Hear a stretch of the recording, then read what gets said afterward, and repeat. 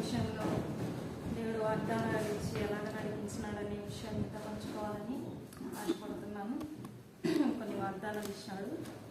మరి తెలుసు కదా, మేము చౌటుకూరులో ఒక చెట్టు కింద ఒక 3 నెలలు అక్కడ పరిచయం చేస్తూ వచ్చినాము. అంటే ఆరాధన జరుపుతూ వచ్చినాం. దాదాపు 10 మంది సిస్టర్స్ వచ్చేవాళ్ళు. అయితే అక్కడ కొన్ని అబ్జెక్షన్ జరగడం వల్ల అక్కడ నుండి మరి ప్రభు చిత్తం కాదనుకొని మరి వచ్చేసినాము. కర్నూలుకి వచ్చిన తర్వాత మరి కర్నూలులో ప్రార్థన చేస్తున్నాం. ప్రభు ఏదో ఒక చిన్న పల్లెటూరులో ఒక స్థలం ఏంటి కొంచెం, లేదంటే అద్దెకన్నా ఒక ఇల్లు మాకు చూపించండి అని అలాగ ప్రార్థన చేస్తూ వచ్చినాము. మరి చాలా పల్లెలు తిరుగుతూ వచ్చినాం. అక్కడ ఆత్మకూరు సైడు, తర్వాత మరి ఇక్కడ ఒకరొకరి సైడ్, ఇక్కడ ఏదైనా పల్లెలో ఒక పల్లెలో స్టార్ట్ చేసుకుందామని చాలా ప్రయత్నం చేస్తూ వచ్చినాం. కానీ అది ప్రభు చిత్తము కాదు కనుక మరి దేవుడు మాకు ఇక్కడ ఈ కర్నూలులో మరి శిల్పాటం వీటిలో ఇక్కడ స్థలాన్ని మాకు సిద్ధపరుస్తూ వచ్చినాడు. అయితే ఇక్కడ మరి ఒక బ్రదరు ఇక్కడ స్థలం ఉందని అన్నకు చెప్తూ వచ్చినప్పుడు 2 సెంట్లు ఉంది తీసుకోండి అని చెప్తూ వచ్చినప్పుడు మరి తీసుకోవాలా లేదా అని ప్రభు దగ్గర మేము ప్రార్థన చేస్తూ వచ్చినాము. అంటే అది ఇంకా వేరే ప్లేస్లో వేరే విలేజ్లో 4 సెంట్లు స్థలం ఉంది, అక్కడ కానీ ఇక్కడ కానీ తీసుకోండి అని చెప్పారు. అయితే అక్కడ 4 సెంట్లు కూడా ఒకే రేటే, ఇది 2 సెంట్లు కూడా ఒకటే రేటు.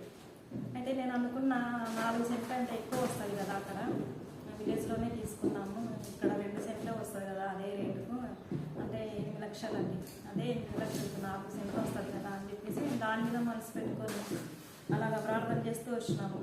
అయితే మరి ప్రార్థన చేస్తూ వచ్చినప్పుడు మరి ప్రభు ఈ స్థలమే చూపించినాడు. ఎందుకంటే ప్రభు నేను అడుగుతూ వచ్చిన, ప్రభు 4 సెంట్లు తీసుకోవాలా, ఈ 2 సెంట్లు తీసుకోవాలా, మీరు మాకు చెప్తురండి, మరి మీరు అంకె చూపించండి ప్రభు, మీరు అంకె చూపిస్తే మేము మ్యాటర్ ఏదైనా కానీ నాకు అంకె చూపించండి ప్రభు అని నేను ప్రభుని అడుగుతూ వచ్చినప్పుడు మరి ఫ్యామిలీ ప్రేయర్లో సాయంత్రము మా ఫ్యామిలీ ప్రేయర్లో దేవుడు వార్త 9వ అధ్యాయము 24వ వచనంలో సంఖ్య చూపిస్తూ వచ్చినాడు అండి నాకు.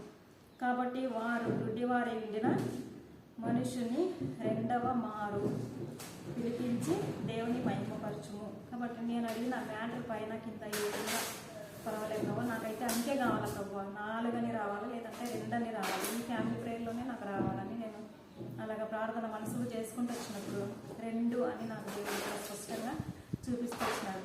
ఇలా అని అది ప్రభు చిత్తం అని చెప్పేసి నేను ఇక్కడ ఈ స్థలం తీసుకోవడం జరిగింది.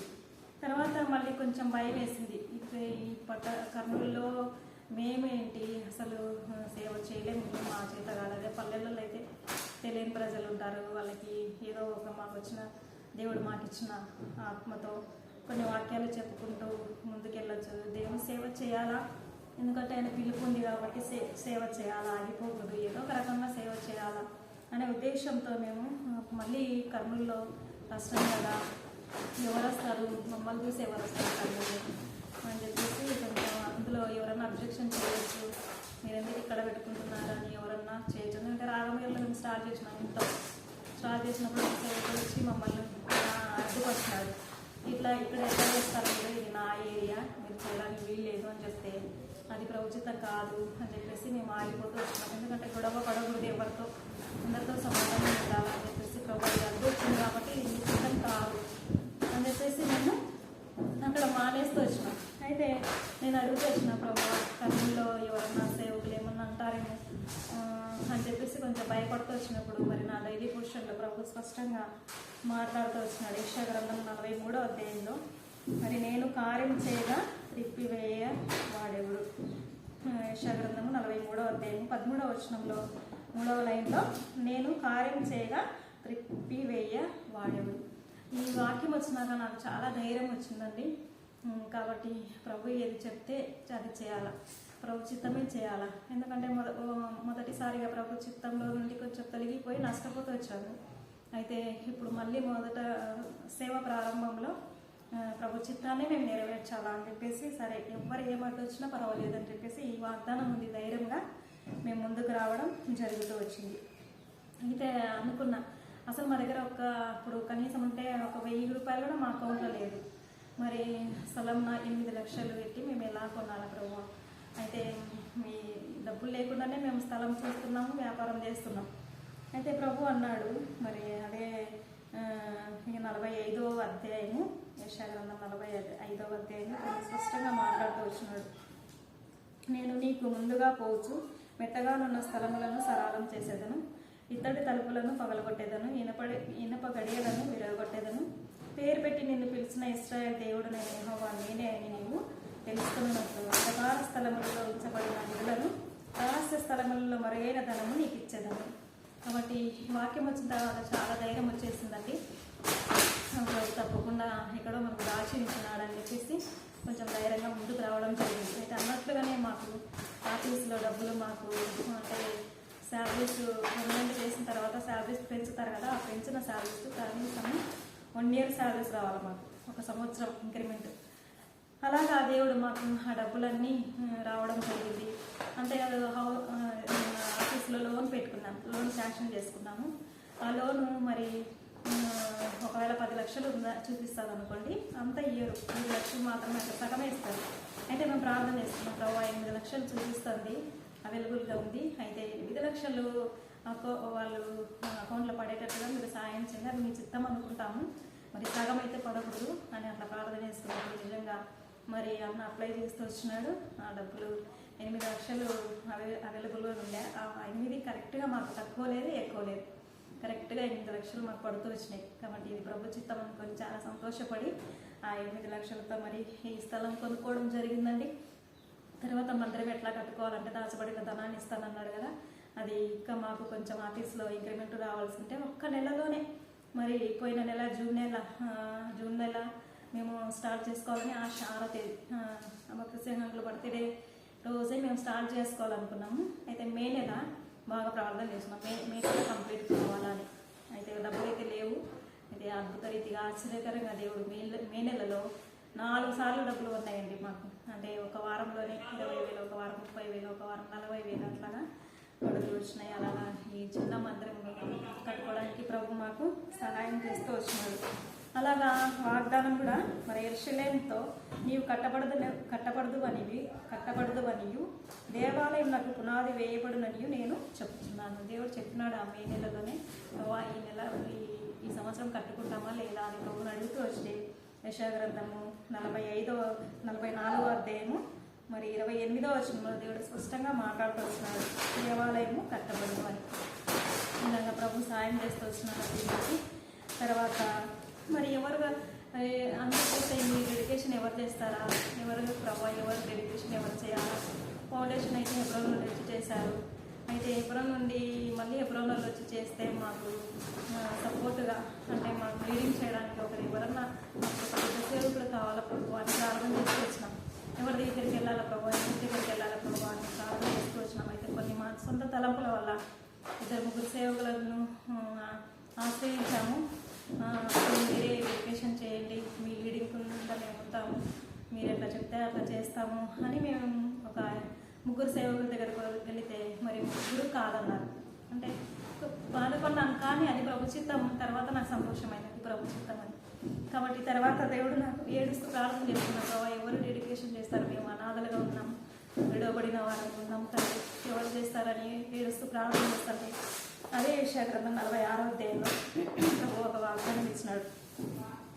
మరి 11వ వచనంలో దూరదేశం నుండి నేను యోచించిన కార్యమును నెరవేర్చు వారిని పిలుచుతున్నాను. దూరదేశం నుండి పిలుస్తున్నాడంట, కాబట్టి ఈ కార్యమును నెరవేరుస్తాడని దేవుడు ధైర్యం ఇచ్చినాడు. అలాగనే మళ్ళీ తిరిగి హెబ్రోన్లోనే రావడము, మరి హెబ్రోన్ నుండి 2 బ్రదర్స్ రావడము, ఈ డెడికేషన్ జరగడము అలాగ జరిగిపోయిందండి. తర్వాత ఈ ఎలాగ అభివృద్ధి చేసుకోవాలా ప్రభువా ఈ మందిరాన్ని, మరి మీరే మాకు ఒక వాగ్దానం ఇవ్వండి అని ప్రభుని అడుగుతూ వచ్చినప్పుడు మరి అదే యెషయా గ్రంథంలో ప్రభు మాట్లాడుతూ వచ్చినారండి. మరి వారిలో యెషయా గ్రంథము 60వ అధ్యాయము 22వ వచనము, మరి వారిలో ఒంటరైన వాడు 1000 మంది అగును, ఎన్నిక లేని వాడు బలమైన జనమగును, యెహోవానగు నేను తగిన కాలంన ఈ కార్యమును తోడపెట్టుదును. ఈ వాగ్దానం సంఘానికి మాకు ఇచ్చాడండి. మేము ఒంటరిగా ఉన్నామని చాలాసార్లు ఏడుస్తూ వచ్చినాం. అయితే ప్రభు మాకు ఈ వాగ్దానం ఇచ్చినాడు, వారిలో ఒంటరి అయిన వాడు 1000 మంది తప్పకుండా దేవుడు మాకు సహాయం చేస్తాడు, తప్పకుండా ఈ సంఘాన్ని అభివృద్ధి చేస్తాడు. మరి వేరే విషయంలో కూడా ప్రభు మా సొంతం అంటూ మేము ఏది చేసుకోకూడదు, మరి దైవ సేవ మీరే పేరు పెట్టాలి ప్రభావ, మీరే పేరు, మీ హృదయంలో ఏ పేరు ఉందో ఆ పేరే మాకు ఈ మందిరానికి అనుగ్రహించమని అడిగినప్పుడు మరి హెబ్రోను నుండి ఇచ్చిన దాసులే మరి గొప్ప అనే పేరును ఈ సంఘానికి పెట్టడం జరిగింది. చాలా సంతోషించాము. 2 సంవత్సరాల కిందటనే అన్నకు ఈ పేరు విషయంలో కూడా ముందే బయలుపరిచినాడు. మరి అది కూడా రాసుకొని పెట్టుకోండి ధైర్యంగా, అలా ప్రభు సాయం చేస్తున్నాం. అంటే అది కట్టే విషయం కూడా ఎవరితో కట్టించుకోవాలా ప్రభు? విశ్వాసులు ఎవరన్నా ఉన్నారా అంటే ఏమన్నా కొంచెం అమౌంట్ తగ్గించుకొని కడతారు కదా, విశ్వాసులు ఎవరన్నా చూపించవా అని అడిగినప్పుడు లేదు లేదు అని చెప్పేసి ప్రభు దేవుడు ఏం చెప్పినాడంటే యెషయా గ్రంథం 60వ అధ్యాయము 10వ వచనంలో అన్యులు నీ ప్రాకారంలోనూ కట్టుదురు అని వచ్చింది. అంటే మొదలు పెట్టకముందే అప్పుడు నేను అన్నతో చెప్పిన విశ్వాసులు ఎవ్వరు కట్టరు, నా ప్రభు అర్థం ఇచ్చినాడు, అన్యులు మాత్రమే వచ్చి కడతారంట. అంటే అలాగనే నీ పూర్తి అయ్యేంత వరకు ఇది ఎవరు విశ్వాసులు ఏం కట్టలేదు, అందరూ అన్యులే చేయబడింది, అన్యులే కడుతూ వచ్చినారా. అది దేవుడి వాగ్దానం, దేవుడి ఉద్దేశం. కాబట్టి ఇలాగా దేవుడు ప్రభు మాకు సహాయం చేస్తూ వచ్చినాడు. తర్వాత 61వ అధ్యాయంలో కూడా మీరు యెహోవాకు యాజకులను అడుగుదురు, వారు మా దేవుని పరిచారకులని మనుషులు మిమ్మల్ని గురించి చెప్పుదురు, జనముల ఐశ్వర్యమును మీరు అనుభవించుదురు, వారి ప్రభావం పొంది అతిశయిందురు. కాబట్టి ఇలా దేవుడు వాగ్దానం ఇచ్చినాడు. అంతేకాదు నాకు 2021 సంవత్సరంలో మరి కీర్తనలో 2:8 నన్ను అడుగు జనములను స్వాస్థ్యంగా ఇస్తాను, భూమిని దిగంతంలో వరకు ఇస్తానని నాకు 3 సంవత్సరాల ముందటే ఈ వాగ్దానం ఇచ్చినాడు. అప్పుడు మేము మరి అంత్యోక్యకు వెళ్ళే వాళ్ళం. అప్పుడు అనుకున్నా ఈ వాగ్దానం నాకెందుకు ఇచ్చినావు ప్రభు, నేనేమి సేవలో లేను కదా, ఇది సేవకులకు ఇవ్వాల్సిన వాగ్దానం నాకు ఇచ్చావేంటని నాకు కొంచెం దేవుని మీద అడిగి ఆ వాగ్దానం పక్కన వేసి నేను ఎప్పుడు ఆ వాగ్దానం గురించి ప్రార్థన చేయలేదు. అయితే దేవుడు ఎంత నమ్మదగిన వాడంటే నేను చేయకుండా కూడా ఆ వాగ్దానాన్ని ఈ సంవత్సరం తప్పకుండా నెరవేరుస్తూ వచ్చినాడు. ఎందుకంటే మరి జనములను అడుగుము నీకు స్వాస్థంగా ఇస్తాను, భూమిని దిగంతంలో వరకు సొత్తుగా ఇస్తానని ఈ భూమినిచ్చిన దేవుడు మరి జనములను కూడా స్వాస్థంగా తప్పకుండా ఇస్తాడు. అంతేకాదు బాప్తిసం తీసుకున్న కొత్త దినాలలో కూడా సముద్ర వ్యాపారం నీ వైపు తిరుగుతా అన్నాడు. నాకు అప్పుడు అర్థం కాలేదు ఈ సముద్ర వ్యాపారం అంటే ఏంటి. నిజంగా దేవుడు చాలా మంచి వాగ్దానాలు నటిస్తూ వచ్చినాడు. అంతేకాదు దాసుని కూడా మరి పని కొనుక్కొని విజయం పొందుదుగాక అని బాప్తిస వాగ్దానం. నా బాప్తిస వాగ్దానం మీరు వెళ్ళి ఫలించుటకు మీ పొలం నిలిచిందుటకు నేను మిమ్మల్ని ఏర్పరచుకొని నియమించుతిని. యోహాను సువార్త 15:16 ఇలాగా మమ్మల్ని మొదటనే దేవుడు ఏర్పరచుకున్నాడు. మరి ఎలాంటి వారమైన నిజంగా 1 కొరింథీ 1:29 చెప్పిన ప్రకారంగానే మమ్మల్ని దేవుడు పిలుస్తూ వచ్చినాడు. అలాగనే మరి ఈ కర్నూలులో పట్టణంలో స్థలం మందిరం కట్టుకోవడం అంటే ఇది మా చేత కానీ చెప్పాలి, మాకు అస్సలు అసాధ్యం. అయితే ఆటోమేటిక్ ప్రభువు సాధ్యం చేయగలడని నిరూపించినాడు. నా జీవితంలో చాలా వాగ్దానాలు ఉన్నాయని చెప్పడానికి సమయం లేదు. మరి ఎప్పుడైనా సమయం ఉంటే మొత్తం సాక్ష్యము చెప్పాలని ఆశ కలిగినాను, ప్రార్థన కూడా చేస్తున్నాను. ప్రభు నా పూర్తి సాక్ష్యం చెప్పాలా, ట్రైన్లో పెట్టాలా అని నా ఆశ కలిగి ప్రార్థన కూడా చేస్తున్నాను. ప్రభు అనుమతిస్తే మరి నా పూర్తి సాక్ష్యం కూడా పంచుకుంటాను. అండ్ మీరు కూడా చాలామంది ప్రార్థించారు, మరి కొంతమంది కూడా సహాయం చేస్తూ వచ్చినారు. వారిని బట్టి కూడా మీకు ఎంతో కృతజ్ఞతలు. మరి ఈ విషయమై మేము వచ్చే వరకు మరి మీ కొరకు ప్రార్థించే బాధ్యత మా మీద ఉంది. అలాగే మీ కొరకు ప్రార్థిస్తాము. మా పరిచయ కొరకు కూడా మాకు మీ ప్రార్థన సపోర్ట్ చాలా అవసరము. అలాగా మీరు కూడా